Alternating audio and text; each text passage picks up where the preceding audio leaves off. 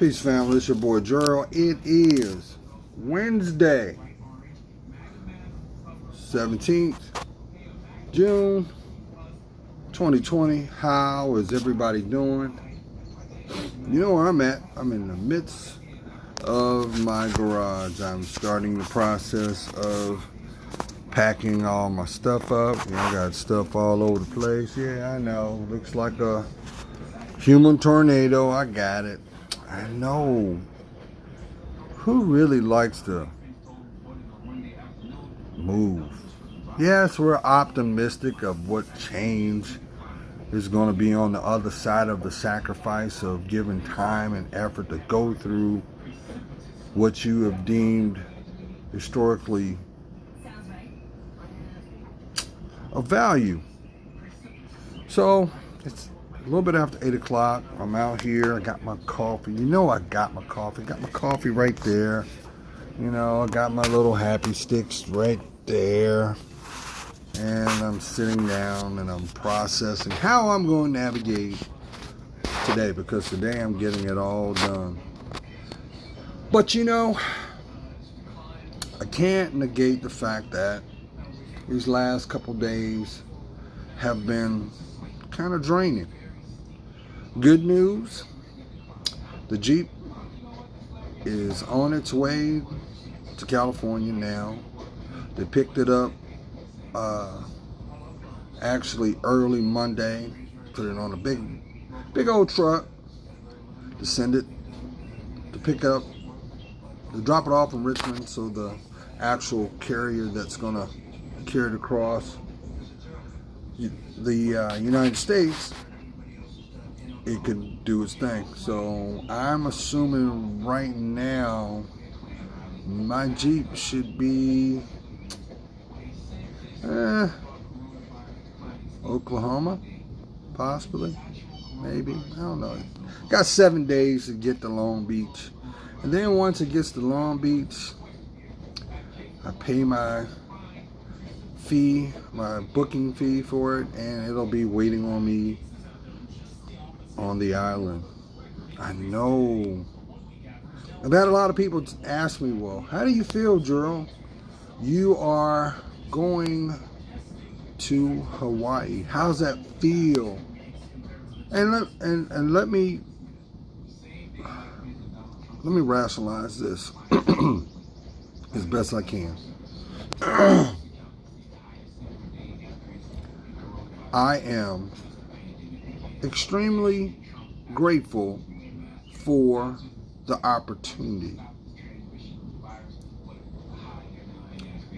but I look at it as any other move. If it was on the East Coast, if it was on the West Coast, this is nothing but a milestone for my life. And I think the reason for that is because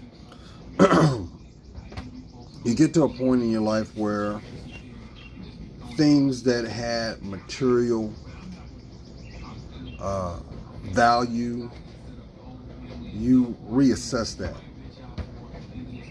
And what I'm getting at is the fact that if I had nothing to pack, and I still had that trajectory, my sentiment would be the same. I am grateful for the new chapter,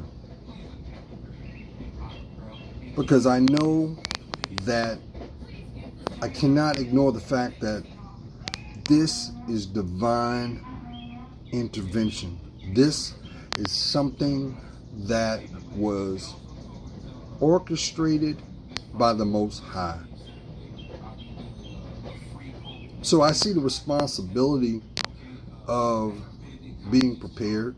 So today I'm going to spend my day packing up my garage, going through my stuff, assessing what has longevity, and donating a lot. I want to donate a lot of stuff that I've had for years, you know. But not to negate this video, I saw something that we don't have discussions on like we should. Yes, I know in a town near you, a city near you, state near you, there's a lot of anguish. There's a lot of people being tired of being tired. There's a lot of projection going on. There's a lot of ridicule being projected and deflected. And you know what really, really resonated in my spirit? Just, I want to put this on you. Now, we know that you have a lot of people that have loyalty to their position based off of what makes their reality, their norm, their perceptions.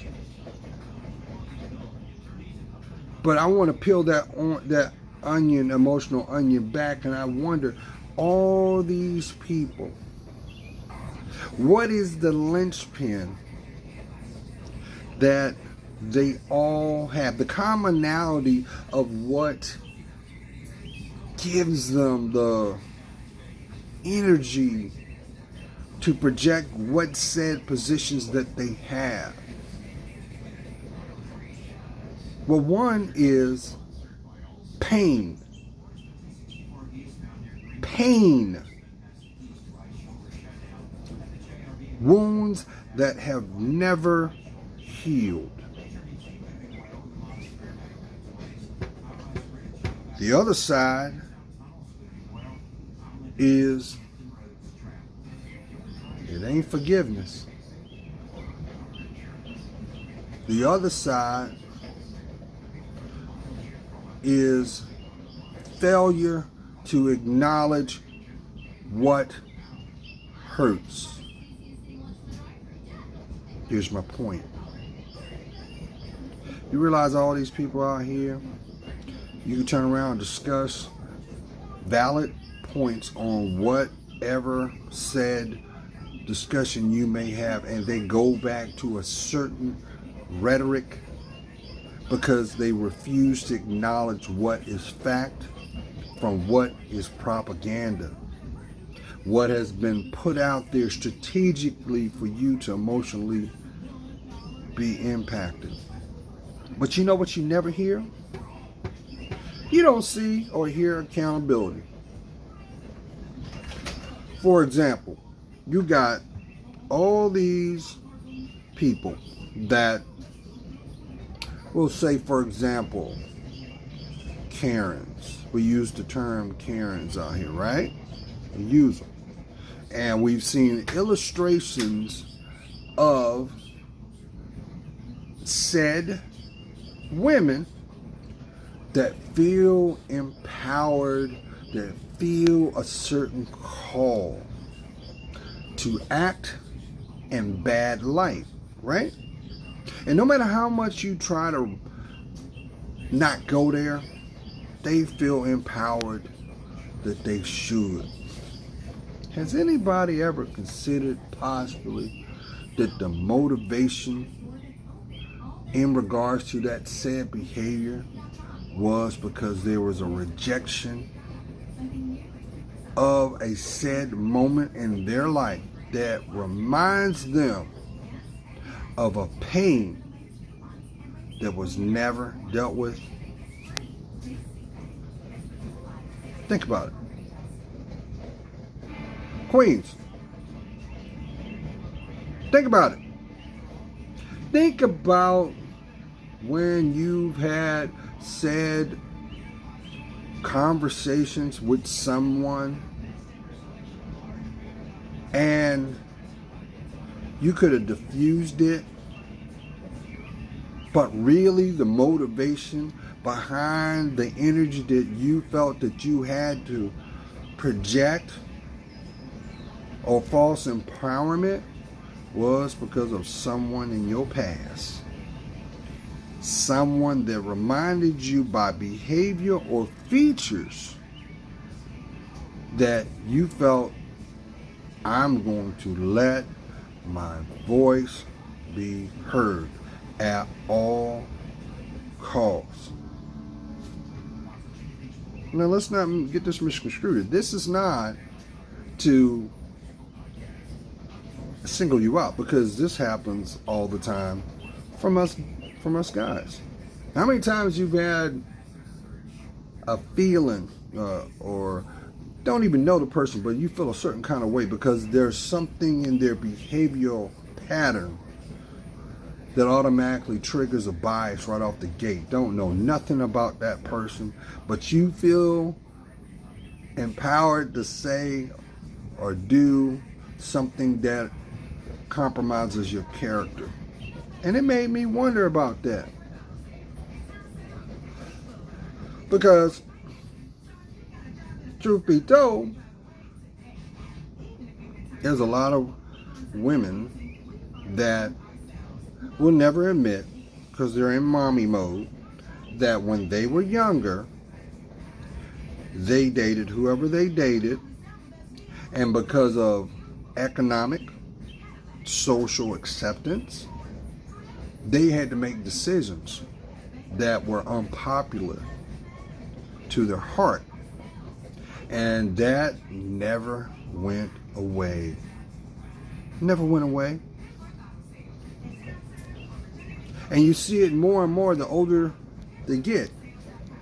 Because, I don't know why, but it seems like the more you mature, the more your inhibitions go out the window, because you feel that, well, I've earned the right because I'm a certain age, I can say and do without any retribution. But it doesn't work that way when you're in a community. And what have I always said about communities? You can't have a community unless you have a relationship with yourself. So how can you have a relationship with yourself first to understand the environment that you put yourself in willfully every time you step out your door?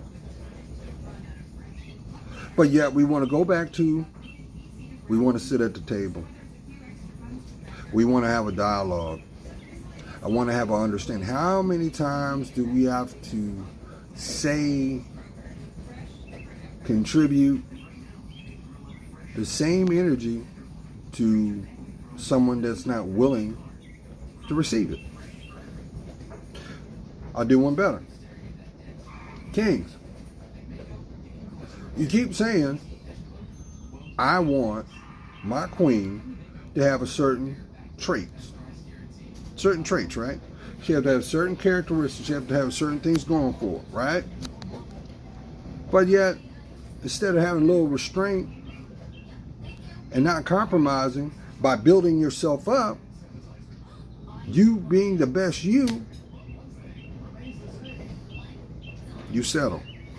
And then you wonder why you don't receive the outcome that you desire. And I say that because I was guilty of that too. I call that the wounded bird syndrome. Because you see what is being offered, what is being projected, and you say to yourself, well, you know what? Even though that's not my cup of tea, but I can work with that because I see the greater good in that person. Or maybe the illusion. Maybe the mask. And then we have to make a decision or choice what we condone, what we're willing to accept, hoping that that person will turn around and say, you know what, I've had my aha moment. I know what I need. And therefore, because I'm trying to align myself with you, I'm willing to do the work. I'm willing to be transparent. But that's the problem. How can you have a community if no one's willing to do the work? You do understand we live in a world of duality, family. You have those who will do the work, and you have those who will not do anything, only hoping they can benefit from your efforts, hoping that you'll never discover it, hoping that you'll just stay the course. And then you wonder why we have to deal with toxic relationships. And then you have those who unconditionally, you can't reach them. They dissect whatever you convey and whatever you offer only to suit or serve them. Now, do we blame them for that position? Or do we take accountability for allowing it to go forth for an extended period of time? Come on, let's have that conversation. Come on. So, look at us now. We're 22 days into this protesting. And the social onion is peeling. They're starting to see that what it should be, it has mutated to something else. Which I decide, I really want y'all to understand this. As long as you have air in your lungs, you have every right to live in peace and harmony. And there's a responsibility that comes with that. One is to be objective. Two is to take accountability. Three is to not become stagnant. Four, do not accept or condone what does not help you grow. Did you hear me? And I'm not saying that to be cavalier. I'm saying for your life. You know, you've always heard me say, not everybody's going to earn the right to walk with you, nor will earn the right to know your story, but a select few will know your middle name, will know your dreams and hopes, and as well as know your story, because they'll be there. Why? Because they are exhibiting the same traits of your desires, of your energy, through their example. And that is why the word friend is very sacred. And as you mature through life, you will come to understand that is few and far between. But the responsibility of who you allow access to your life falls solely on you. So, we're seeing all these illustrations of what does not work get compensated through social media and advertisement. We're seeing gentrification take place in a town near you, a city near you, a state near you, worldwide, corporately, right before you. And it will unfortunately continue until you decide to have solidarity with the person that matters most. And that is the person that greets you every morning, that sees you every day, that gives you access to go forth into the world, as well as says goodnight. And that's you. So, to get off this soapbox, what I'm saying, you're going to hear people say, I'm tired of being tired. And they're going to choose and pick what suits them. Because nobody does anything for nothing. There's a reason for it all. But it depends on how sincere it is. It depends on their character, their integrity. See, those are things that, you know, when you're trying to have a discussion with someone, it's the same as asking those who have access to your life, what is your purpose? If they can't answer what their purpose is, they don't have the right to see yours. And it's not mean, disrespectful. It means you see value in your self-worth and your time, because your time is your greatest asset that you'll ever possess, because you can't get back these 19 minutes. But I hope that you take in what I'm trying to convey. Unfortunately, we live in a world where misery loves company. And it's hoping that you'll stay the course. You'll do nothing. You'll accept. And unfortunately, embrace a view or vantage point that does not benefit you. There are countless people that take that chance, to take that position. You're not the martyr. You're not the victim. You never was. You're blessed. And maybe that is the reason why, as you empower yourself, as much as you focus on the things that need to be polished, you're seeing things that are very uncomfortable because they see you not only as a threat, but they're coming to realize you're seeing what you possessed the whole time. I'm saying that because these same people are the same people that knew that from the first hello. They already knew what you brought to the table, but they also knew that the moment that you realized that, they couldn't eat from it anymore. And they're frustrated. They're acting out. Acting out like little kids having a tantrum. I'm going to take my basketball and I'm leaving the court. Get out of their way. Get out of their way. Don't stop them. Wish them well.